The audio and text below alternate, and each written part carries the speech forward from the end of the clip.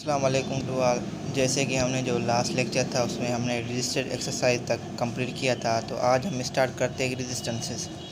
सबसे एक तो बात है कि जो रेजिस्टेंस होता है, एक तो ग्रेविटी वो एक्ट कर रही है और फ्रिक्शन जिसकी वजह से हम मूवमेंट करते हैं वो एक रेजिस्टेंस प्रोवाइड करती है। इसके अलावा जब हम एक्सरसाइज करते हैं तो उसके लिए जो डिफरेंट सोर्स हैं, उसके लिए सबसे पहले एक फिजियोथेरापिस्ट रेजिस्टेंस दे सकता है, पेशेंट खुद दे सकता है, वेट दे के दे सकते हैं, वेट और जो पुली सर्किटों से उसके ज़रिए दे सकते हैं, स्प्रिंग यूज़ करके कोई मिलिएबल जो सब्सटेंस होगा उसके ज़रिए या वाटर के ज़रिए। अब फिजियोथेरापिस्ट जब रेजिस्टेंस कैसे देगा कि अब जैसे कि मूवमेंट करानी होगी तो फिर क्या करेगा, अगर एल्बो फ्लेक्जन करानी होगी तो क्या करेगा, तो कि वो अपना जो हाथ है उसको उसके फोरआर्म पर फोर्सफुली एक्ट करेगा, ताकि उसकी वो क्या करेगा, उसकी जो फ्लेक्जन ऑफ द मूवमेंट है, मतलब कि एल्बो की जो फ्लेक्जन है उसको रजिस्ट करेगा। ठीक है, तो मतलब जब भी कोई फिजियोथेरापिस्ट कोई भी एक्सरसाइज करने में, मतलब कि किसी भी एक्टिविटी या एक्सरसाइज को अपोज करे, तो उस वो भी हमारी जो क्या होती है वो रजिस्टर्ड बाय द फिजियोथेरापिस्ट। ठीक है, ये इससे मतलब कि फिजियोथेरापिस्ट के ज़रिए भी हम क्या करते हैं, रजिस्टेंस दे सकते हैं। अब रजिस्टेंस बाय पेशेंट, इसमें क्या होगा कि पेशेंट इटसेल्फ अपने आप, मतलब कि जो जो मतलब कि जिस डायरेक्शन में मूवमेंट करानी होगी, ठीक है, उसके अगेंस्ट क्या करेगा, फोर्स एक्ट कराएगा, अपने खुद ही वर्क, मतलब कि खुद ही जो मसल्स होंगे वो एक्टिवेट कराएगा ताकि उस मूवमेंट को अपोज कर सके। इसी तरह से वो क्या करेगा, अपनी कि वो क्या कहता है, अपने आप को डिस्टेंस दे सकता है किसी भी एक्सरसाइज को रोकने के लिए। रेजिस्टेंस देने से क्या होता है, एक तो मसल स्ट्रेंथनिंग इंक्रीज़ हो जाती है। ठीक है, मतलब कि मसल स्ट्रेंथनिंग इंक्रीज़ हो जाएगी और मसल टोन हमारी मेंटेन रह जाएगी। ठीक है, इसके लिए हम क्या देते हैं, रेजिस्टेंस देते हैं। अब रेजिस्टेंस बाय वेट, अब इसमें क्या होना है कि इसमें हमने वेट क्या होगा कि कोई भी हम वेट दे के कोई भी जो एक्टिव एक्सरसाइज है उसको रजिस्टर कर सकते हैं। ठीक है, इसके लिए मतलब कि जो इसमें हमारी कैसे ये मेटल वेट दे सकते हैं, मेडिसिन बॉल भी यूज़ हो सकता है। ठीक है, जो कि क्या करेंगे, क्योंकि वो क्या करेगा, फिजियो जो हमारा पेशेंट होगा वो अपने हेल्ड करेगा अपने हैंड में। ठीक है, जिसकी वजह से क्या होगा कि हमारी जो मूवमेंट होगी, जो एक्सरसाइज होगी, उसमें रेजिस्टेंस प्रोवाइड हो जाएगा। ठीक है, अब हम वेट के ज़रिए भी रेजिस्टेंस दे सकते हैं। अब है प्रोग्रेसिव रेजिस्टेंस एक्सरसाइज, ये इम्पोर्टेंट टॉपिक है। इसमें मतलब कि ये है कि इसका जो यूज़ है ना वो हमारे इसमें हमारा ये इसका फर्स्ट यूज़ ये है कि ये क्या करता है कि एक तो मसल पावर को रिस्टोर करता है और वॉल्यूम को रिस्टोर कर देता है आफ्टर इंजरी, मतलब कि जब भी कोई इंजरी हो गई, ठीक है, उसके बाद हम ये प्रोग्रेसिव रेजिस्टेंस एक्सरसाइज करवा के क्या करेंगे, हम जो मसल होगा उसके पावर और वॉल्यूम को रिस्टोर कर सकते हैं। इसके बारे में हमारा डी लोरमी 94.5 में बताया। ठीक है, जिसमें उसने मतलब कि एक टेक्निक बताई जिसके ज़रिए क्या कर सकते हैं कि हम जो मस्कुलर जो डेवलपमेंट है उसको हम प्रमोट कर सकते हैं। ठीक है, अच्छा, मेटल वेट्स भी यूज़ कर सकते हैं रेजिस्टेंस एक्सरसाइज के लिए, ताकि उसी जो जिस पार्ट ऑफ बॉडी में वो इंजरी हुई है उसी में, मतलब कि उसी में, मतलब कि ऐसे नहीं है कि शुरू ही मतलब कि ज़्यादा वेट से करनी है, मतलब कि थोड़ा वेट दे के या कुछ भी रेजिस्टेंस थोड़ा सा दे के पहले उसको कहेंगे कि आपने इतने टाइम लिफ्ट कराना है, फिर उसका ड्यूरेशन पहले आहिस्ता आहिस्ता कम करेंगे, तो जब वो करते जाएगा तो फिर उसका हम जो हमारा ड्यूरेशन है वो इंक्रीज़ करते जाएंगे। इसको हम एक टेबल से समझते हैं तो उससे हमें ज़्यादा से ज़्यादा समझ आ जाएगा। ये हमारे जो है ना मुख्तलिफ वो हमारे जो डिफरेंट मतलब कि स्कीम्स है, ठीक है, जो कि क्या है, जो कि हमारी जो 10 रिपीटेशन मैक्सिमम को रिप्रेजेंट करते हैं। ठीक है, अब डी लर्मी और जो वेटकन्स थे उन्होंने सबसे पहले क्या प्रोसीजर देगा, सबसे पहले आपने 10 लिफ्ट लगाने। ठीक है, जिसमें आपने क्या करना है, हाफ़ जो है ना वो 10 रिपीटेशन मैक्सिमम करवाने हैं। ठीक है, मतलब कि हाफ़ रिपीटेशन। फिर उसने क्या कहा है कि जो 10 लिफ्ट करो, फिर उसके जो ना 3/4 10 रिपीटेशन मैक्सिमम करने हैं। उसके बाद आपने 10 लिफ्ट करके उसका मतलब पूरा जो 10 रिपीटेशन मैक्सिमम जो होता है उसको करना है। ठीक है, अब ये किसने बताया, डी लॉर्मी और वेटकिंस ने। अब उसके बाद ज़ाइनोवेफ को हम ऑक्सफोर्ड टेक्निक कहते हैं। इसमें हमने क्या किया कि सबसे पहले हमने क्या किया, 10 लिफ्ट करवाने 10 रिपीटेशन मैक्सिमम में, उसके बाद हमने 10 रिपीटेशन करने -1 पाउंड्स, मतलब कि फिर ये 10 लिफ्ट करा के 10 रिपीटेशन मैक्सिमम में 2 पाउंड 2-3 पाउंड ये सारा माइनस करके जाना है। अच्छा, अब जो 30 लिफ्ट करने ना, जब हम 30 लिफ्ट करें 4 टाइम्स वीकली, तो हमारा जो इस प्रोग्रेस को कहा कहेंगे 10 रिपीटेशन मैक्सिमम वंस वीकली। ठीक है, जब हम 30 लिफ्ट करेंगे 4 टाइम्स, मतलब कि 4 टाइम 30 लिफ्ट करेंगे वीकली, तो इस प्रोग्रेस को 10 रिपीटिशन मैक्सिमम मतलब कि एक दफ़ा करेंगे वीकली में। उसके बाद है मैकक्वेन। मैकक्वेन का क्या था कि इसने सबसे पहले कहा कि 10 लिफ्ट लगाने आपने 10 रिपीटिशन मैक्सिमम में, ठीक है। अब इसने मतलब कि ये बताया गया कि ये आपने लगाने, जब हम 40 लिफ्ट 3 टाइम्स लगाएं वीकली में तो इस एक्सरसाइज को हम करेंगे मैकक्वेन। अब जब हम 100 लिफ्ट लगाएं 5 टाइम वीकली तो इसका जो प्रोग्रेस होगा वो 10 मतलब कि रिपीटिशन मैक्सिमम डेली होगा। इधर वीकली है वो वंस वीकली है, इधर रिपीटिशन डेली है, और इसका जो प्रोग्रेस होगा जो 10 रिपीटिशन मैक्सिमम वो एवरी 1 to 2 वीक्स में होगा, ठीक है। ये तीनों में डिफरेंट है कि इसमें इतने लिफ्टिंग हो रही है इसकी स्कीम में, इसमें इतनी हो रही है, इतनी स्पिन हो रही है, ये तीनों में थोड़ा डिफरेंस है, ठीक है। क्या कर, लिफ्ट तो सेम ही करना है, रिपीटिशन मैक्सिमम होगा, लेकिन किसी में ज़्यादा हो रहा है किसी में कम हो रहा है। इसी में डेली रिपीटिशन मैक्सिमम हो रहा है, इसमें वीकली हो रहा है, इस इधर हो रहा है 1 to 2 वीक्स लगते हैं उस रिपीटिशन मैक्सिमम को प्रोग्रेस करने के लिए, ठीक है। उसको मतलब कि चला के रखना है। अब इधर है resistance by weight and pulley circuit. जैसे कि हम एक रोप का यूज़ या पुली का यूज़ करेंगे, ठीक है, वो क्या करेगा, एक तो फोर्स को अलो करेगा कि वो क्या करेगा कि वो एक वेट एग्जर्ट करेगा, ठीक है, जो कि किसी भी डायरेक्शन में लगा। इसकी वजह से क्या होगा कि मसल को कोई भी वर्क करने की ज़रूरत नहीं पड़ेगी, ठीक है। मतलब कि इस पुली के ज़रिए हम क्या करेंगे, एक तो हम इस पुली के ज़रिए वेट के ज़रिए जैसे पीछे पढ़ाई कहते हैं उसके ज़रिए हम रेजिस्टेंस देंगे, ठीक है। पुली सर्किट लगाएंगे तो रेजिस्टेंस ज़्यादा हो जाएगा, ठीक है। वही सारा फिनोमेना है जो पीछे वाला। इसका एग्जांपल देखें, अगर हम सिटिंग में हैं तो रेजिस्टेंस ऑफ ग्रेविटी लग रही है डी एक्सटेंसर पे, ठीक है। अच्छा, अगर हमारे ये मसल लेना हुआ है, वो हमारे जो मसल्स हैं वो स्ट्रेंथ मतलब कि नी को सीधा नहीं कर सकते अगेंस्ट रेजिस्टेंस, तो फिर ये क्या करेंगे, तो फिर हम क्या करेंगे, तो फिर उसको साइड लाइन में करेंगे, फिर ले को क्या करेंगे, सपोर्ट करेंगे हॉरिजॉन्टली, ठीक है। और रेजिस्टेंस कितना देंगे, इतना दे रहे थे तो ये नहीं हो रहा था, तो हमने क्या करना है कि इस वेट को कम कर देना, मतलब कि रेजिस्टेंस देना है वेट के ज़रिए। वेट आप किसी भी तरह से ले सकते हैं, मेटल वेट ले सकते हैं, कुछ भी तरह से वेट ले सकते हैं। अब इधर है हमारा रेजिस्टेंस बाय स्प्रिंग, मतलब कि स्प्रिंग के ज़रिए क्या कर देंगे हम, रेजिस्टेंस देंगे या कोई भी इलास्टिक स्ट्रक्चर, मतलब कि इलास्टिक सब्सटेंस वो होंगे जिसमें इलास्टिसिटी होती है। इलास्टिसिटी क्या होती है कि जब भी हम कोई भी फोर्स अप्लाई करें तो जो सब्सटेंस होगा ना वो अपनी ओरिजिनल जो पोजीशन है वो रीगेन कर जाए, तो उसे हम इलास्टिसिटी कहते हैं, ठीक है। अब इसमें कह रहा है कि जो हमारा जो रेजिस्टिंग फोर्स होता है वो स्प्रिंग का, वो जब प्रोग्रेसली इंक्रीज़ हो रहा है तो वो स्ट्रेच हो जाएगा, ठीक है। अब हम रेजिस्टेंस स्प्रिंग के ज़रिए जब उसको रेजिस्टेंस देंगे, ठीक है, रेजिस्टेंस देते जाएंगे तो ये भी इधर यूज़ होता है, जिसकी वजह से वो स्ट्रेचिंग होगी, ठीक है। तो ये भी एक यूज़ होता है हमारा कैसे रेजिस्टेंस देने के लिए, मसल पावर को बढ़ाने के लिए, ठीक है।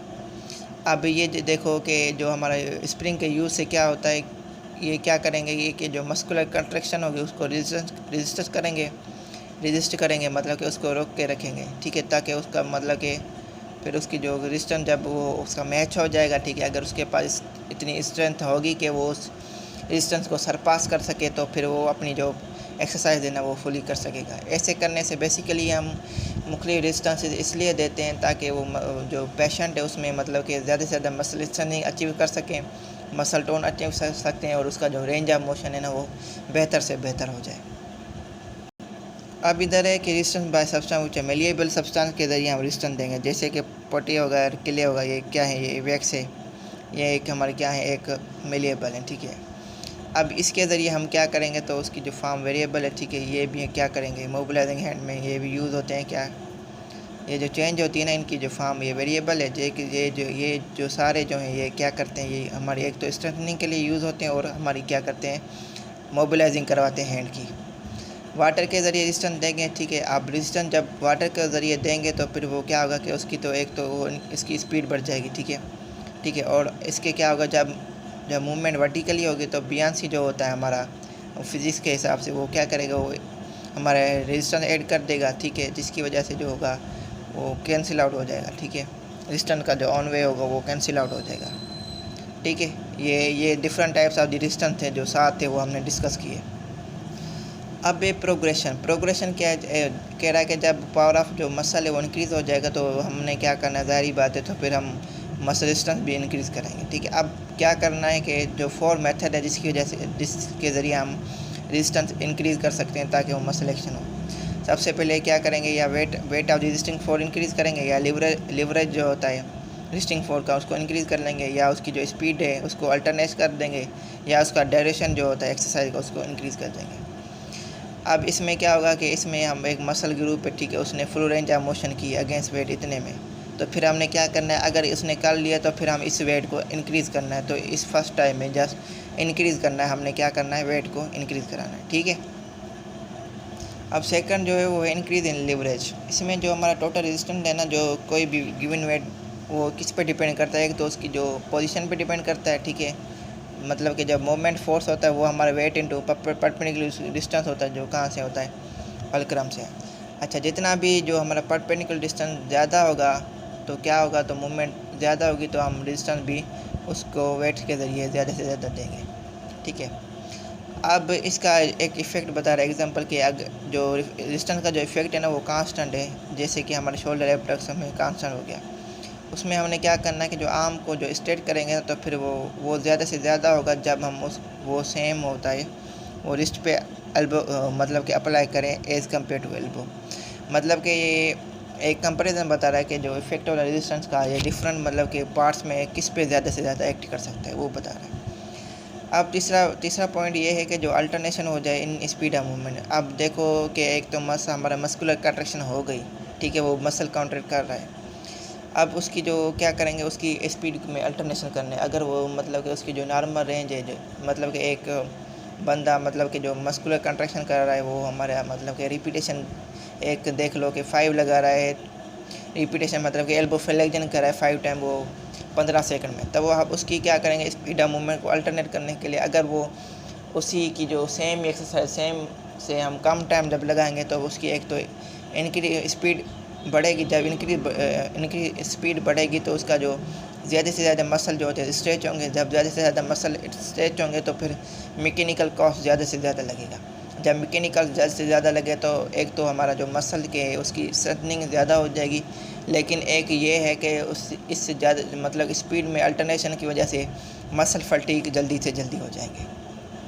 अब इसमें जो ड्यूरेशन में जब जैसे कि एक मसल ग्रुप काम कर रहा है, ठीक है, अब उसमें क्या करना है, जस्ट हमने क्या करना है, उसका जो एक्सरसाइज का जो ड्यूरेशन है ना वो इंक्रीज़ कर देना। मतलब कि मतलब कि अगर वो ड्यूरेशन था 30 सेकंड एक कोई भी मतलब एक्सरसाइज करने का, तो उसको हमने 45 तक कर दिया। तो जब वो ड्यूरेशन उसका बढ़ जाएगा तो एक तो सेम ही जो सारे रिज़ल्ट हो जाएंगे, ठीक है, कि मसल फटीग हो जाएगा, ये सारे मसले मसाइल हो जाएंगे, ठीक है। अब है कि जो हमारी रेजिस्टेंस एक्सरसाइज है, जैसे हम सारे रेजिस्टेंस दे रहे थे, तो इसके यूजेस क्या हैं। एक तो इसी की वजह से हमारा जो मसल जो पावर होता है वो मेंटेन हो सकता है या उसको इंक्रीज़ कर सकते हैं ऐसे, क्योंकि हम वर्किंग मसल्स होते हैं ना वो स्ट्रेंथेंड हो जाते हैं, ठीक है। और ये हमारी एक्सरसाइज जो होती है वो वीक मसल को बिल्डअप कराती हैं ताकि वो अपना जो बैलेंस पावर है कि जो मसल का जो पावर है उसको बैलेंस कर सके, उसको रीस्टोर कर सके, और ये इसेंशियल है कोऑर्डिनेटेड मूवमेंट के लिए। अब इधर है कि जो ब्लड फ्लो होता है जो वर्किंग मसल में वो इंक्रीज़ हो जाएगा, ठीक है, क्योंकि उसने ज़्यादा से ज़्यादा वर्क करेंगे। जब कोई भी चीज़ ज़्यादा से ज़्यादा वर्कआउट करते हैं तो ब्लड फ्लो इंक्रीज़ हो जाता है। और इसके अलावा हमारे मसल जो होंगे वो हाइपरट्रॉफी मतलब कि में हो जाएंगे, मतलब कि उसका मसल माफ इंक्रीज़ होगा। जब हमारा जब ब्लड फ्लो इंक्रीज़ होगा तो फिर हमारी जो ज़्यादा से ज़्यादा ऑक्सीजन रिक्वायर्ड होगी और न्यूट्रिशन रिक्वायर्ड होगी, ठीक है। और हमारा क्या करेगी वो जो रिमूवल होगा जो मेटाबॉलिक प्रोडक्ट्स में वो उसमें असिस्टिंग का प्रोसेस हो जाएगा, वो जल्दी से जल्दी रिमूव हो जाएगा। अच्छा, अगर ब्लड प्रेशर में इंक्रीज़ हो जाए इस एक्सरसाइज में, एक तो हमारा ब्लड प्रेशर इंक्रीज़ हो जाता है। क्यों इंक्रीज़ हो जाता है, क्योंकि हम क्या कर रहे हैं, एक्सरसाइज जो होती हैं उसको इंक्रीज़ कर रहे हैं। एक तो मेंटल एफर्ट ज़्यादा से ज़्यादा लग रही है, ठीक है, एक ये भी है। और इस स्ट्रेनस एक्सरसाइज की वजह से एक तो हमारी हीट प्रोड्यूस हो सकती है, ठीक है, क्योंकि हम ज़्यादा से ज़्यादा कर रहे हैं। अगर वेसो डायलेशन वेसो कंस्ट्रक्शन होगी, ठीक है, जो क्या करे हीट रेगुलेटरी सिस्टम होता है सेंटर होता है, वो क्या करता है कि वो एक वेसो डायलेशन करता है स्किन में, ठीक है। और हमारी एक तो हमारी जो वेजल्स होंगे वो कंस्ट्रक्शन हो जाएंगी, ठीक है, वो क्या करेंगे वो उसको इसलिए फर्स्ट प्लेस में एक्टिवेट होंगी। वो क्या करेंगे, एक तो हमारा जो इंक्रीज़ ऑफ ब्लड है उसको क्या करेंगे, उसको कंपनसेट करेंगे इधर। अच्छा, अब वो हमारे इससे एक्सरसाइज की जो यूजेज हो गए, उसके बाद है हमारी रिफ्लेक्स मूवमेंट। अब रिफ्लेक्स जो मूवमेंट होती है, एक तो हमारी इनवॉलंटरी होती है, ठीक है, ये एक मोटर रिस्पॉन्स है सेंसरी स्टिमुलेशन में। मतलब कि जब सेंसरी स्टिमुलेशन हो गई, ठीक है, एक स्टिमुलस आया, ठीक है, उसका जब हम मोटर रिस्पॉन्स देंगे तो उसको हम रिफ्लेक्स मूवमेंट कहते हैं। अच्छा, अब ये जो रिफ्लेक्स मूवमेंट है ना, ये क्या है, प्रोटेक्टिव इन कैरेक्टर है, ठीक है। इसमें रिपीटेशन ऑफ द मूवमेंट होती है, मूवमेंट पैटर्न होती है, जो कि ऑटोनॉमिक भी है और ऑटोमेटिक और हैबिचुअल है, ठीक है।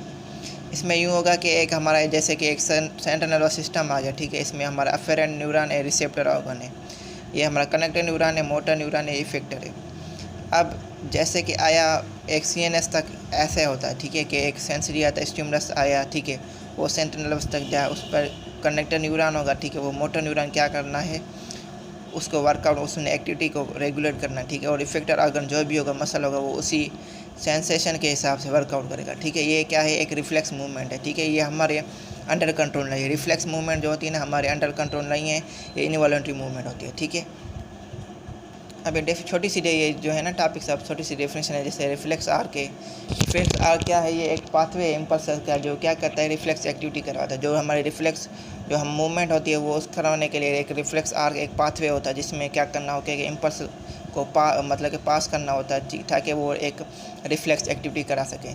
इसमें सेम होता है कि जैसे कि CNS तक जाएगा, इफेक्टर होगा, न्यूरॉन्स होंगे, सेंसरी रिसेप्टर ऑर्गन होंगे, वही सेम चीज़ है जो हमारे क्या करेंगे। अच्छा, रिफ्लेक्स एक्टिविटी को जब स्टिमुलेट होगी ना, तो फिर उसके ज़रिए हम क्या करेंगे, जो मूवमेंट है ना उसको इम्प्रूव या फैसिलिटेट कर सकते हैं।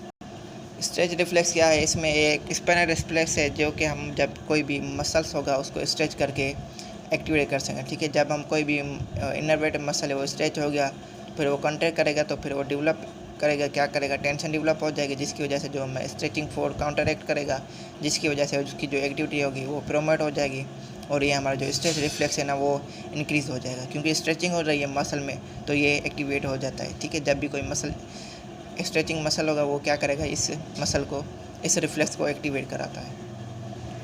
अब राइटिंग रिफ्लेक्स, जो राइटिंग रिफ्लेक्स है ना, ये एक हमारे जो रिफ्लेक्सेस होते हैं ना उसकी सीरीज़ होते हैं, ठीक है, जो क्या करता है कि जो हमारी इक्विलिब्रियम को मेंटेन करने के लिए या रिस्टोर करने के लिए होता है। ये बस डेफिनेशन ही है, इसको छोटी छोटी होती हैं। और पोस्चर रिफ्लेक्स, जब ये इसको क्या होता है कि इसमें सीरीज़ ऑफ रिफ्लेक्सेस होते हैं, जो कि क्या करते हैं कि हमारे जो पोस्चर को मेंटेन करने के लिए, उसको इरेक्ट करने के लिए होते हैं। अब ये हमारे रिफ्लेक्स मूवमेंट के यूजेस हैं। इसके ज़रिए हम जब रिफ्लेक्स मूवमेंट हमारी इनिशिएट होगी, तो एक तो हमारी क्या होगा कि हमारी जो न्यूरोमस्कुलर मैकेनिज्म होगा उसमें प्रोमोशन हो जाएगी, ठीक है, तो वॉलंटरी इफेक्ट होगा, ठीक है। अब ये क्या करेगी, ये हमारी जो इनिशिएशन ऑफ दी जो मूवमेंट होगी, उसको जब भी कोई भी फ्लैसिड प्रेशर होती है या ब्रेन डैमेज हो जाएगा, तो उन केसेस में इनिशिएशन होगी मूवमेंट की, जो क्या करेगी, इफेक्ट को, मतलब कि जिसकी वजह से इनएक्टिविटी होगी। मतलब कि रिफ्लेक्स मूवमेंट की वजह से हमें क्या होगा, एक तो हमारा न्यूरोमस्कुलर जो मैकेनिज्म है वो प्रोमोट हो रहा है, उसकी एक्टिविटी को प्रमोशन मिल रही है। अब इसके ज़रिए एक दूसरा पॉइंट ये है कि नॉर्मल जॉइंट मूवमेंट जो होती है, जो हमारी जो मसल की जो एक्सटेंसिबिलिटी होगी वो मेंटेन हो जाती है इस रिफ्लेक्स एक्टिविटी की वजह से। तीसरा पॉइंट है, इसकी वजह से मतलब कि जब सर्कुलेशन इंप्रूव हो जाती है, जब हमारे कॉन्ट्रैक्शन ऑफ द मसल होंगे, ठीक है, जिसकी वजह से हमारी जो सर्कुलेशन है वो बेहतर से बेहतर हो जाएगी। अब इसमें यूँ होता है कि जो हमारे स्पास्टिक मसल्स होते हैं ना, उसको टेम्परेरी रिलैक्सेशन मिल जाती है रिपीटेड मूवमेंट करने की वजह से। इसी की वजह से हमारी जो टेम्परेरी रिलैक्सेशन होती है जो स्पास्टिक मसल। अच्छा, इसके अलावा जो हमारे पोस्चरल रिफ्लेक्सेस होते हैं ना, वो क्या करते हैं, एक सेटिस्फैक्ट्री पैटर्न देते हैं पोस्चर को, क्योंकि उन्होंने क्या करना होता है कि वही पैटर्न जो होता है ना रिपीटेडली यूज़ करना होता है। इसी के साथ ये एक्टिव मूवमेंट वाला चैप्टर कंप्लीट हुआ। अगर एग्ज़ाम पॉइंट ऑफ व्यू से देखा जाए तो इसके लिए जो इम्पोर्टेंट क्वेश्चन है, वो एक तो हमारा जो फ्री एक्सरसाइज है, इसका मतलब डिटेल से ये एक मतलब कि ज़्यादा से ज़्यादा ये फ्री एक्सरसाइज वाला पूछता है।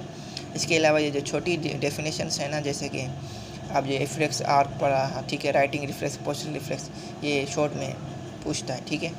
वैसे ये लॉन्ग के लिए इस मतलब कि जो इसके टाइप्स हैं उसमें से कोई ना कोई पूछ लेता है। तकरीबन जो होता है ना कि अप्रॉक्सीमेटली मतलब ज़्यादा से ज़्यादा जो फ्री एक्सरसाइज वाला पूछता है। तो आज का लेक्चर हम यहाँ एंड करते हैं। उम्मीद है आपको लेक्चर अच्छा लगा। अगर आप हमारे चैनल पर फर्स्ट टाइम है तो लाइक, कमेंट और सब्सक्राइब करना मत भूलें।